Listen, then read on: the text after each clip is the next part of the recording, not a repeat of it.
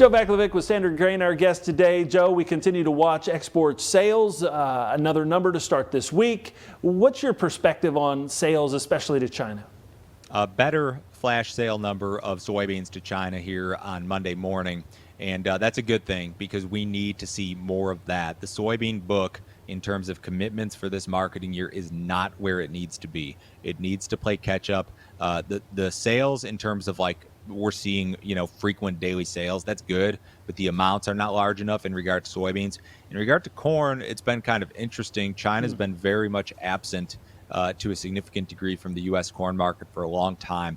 Back in April or May, they were making these really aggressive and early purchases of U.S. corn, and we've got a record export book in regard to corn as a result of that, but they've been pretty quiet as of late. So you'd like to see China come back in here and start picking away at U.S. corn again. USDA says they're going to repeat what they did last year, which was a record import program. A lot of people are kind of skeptical of that, but there's a lot of time. A couple of things I think that may be factors here. You look at the wheat export sales; those numbers seem to be pretty good. And then we also seeing some extreme dry weather, some dust storms and things blowing through Brazil, and they're going to be in the middle of getting a crop planted here pretty soon. I assume both of those will eventually factor in here.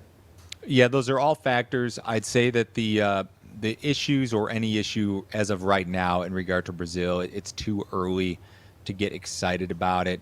In regard to China, they're going to have a big corn crop there, and it may reduce their imports of corn. It may reduce their imports of wheat. USDA's got a pretty big wheat import projection for China as well. We know that they've had kind of some issues with their hog sector.